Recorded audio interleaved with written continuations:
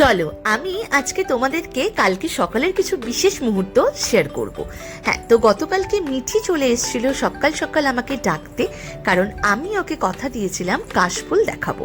তাই ওকে নিয়ে আমি চলে গিয়েছিলাম উপরের ছাদে, যেখান থেকে আমাদের কাশফুল দেখা যাচ্ছিল।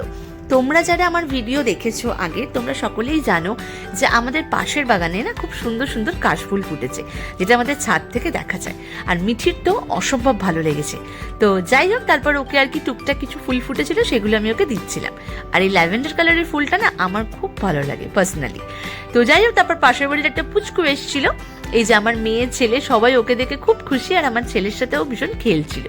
এই করতে করতেই হঠাৎ করে আমার বর এসে বললো যে ও নাকি সত্যিকারের আমাকে ওই কাশফুলের বাগানে নিয়ে যাবে। হ্যাঁ, ও আমাকে সত্যি নিয়ে গিয়েছিল। আর আমি তো ভাবতেই পারিনি যেটা আমি এতদিন দূর থেকে দেখতাম সেটা আমি কাছ থেকে দেখতে পাবো। আর এই কাশফুলি যে আসল উমার আগমনের বার্তা, সেটা সত্যি কাছ থেকে দেখে ভীষণ ভালো লাগছিল। আর কাশফুলগুলো যখন দুলছিল না, এত সুন্দর লাগছিল যে কি বলবো, আমি তো ভাষাই হারিয়ে ফেলছিলাম। তো যাই হোক, এই দুর্গাপুজোর আসল প্রতীকী শিউলি ফুল কাশফুল দেখলে না সত্যি মনটা ভালো হয়ে যায়। তারপর আর কি বর গুচ্ছখানে কাশফুল এনে আমায় বললো, এবং আমি তো বাচ্চাদের মতন কাশফুলও নিয়ে নিলাম। ভাবলাম বাড়িতে গিয়ে মিঠি টুসু ওদেরকে দেবো। তো এই করতে করতেই বাড়ি এলাম। বাড়িতে এসে দেখো সুন্দর করে যত্ন সহকারে সাজিয়ে রেখেছি।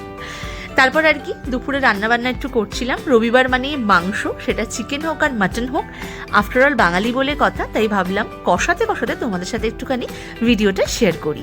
তারপর লাঞ্চ সেরে নিয়ে একটু রেডি হয়ে বেরিয়ে পড়েছিলাম। এই ছিল আজকের ব্লগ। ভালো লাগলে কিন্তু অবশ্যই লাইক করো। সো দেখা হচ্ছে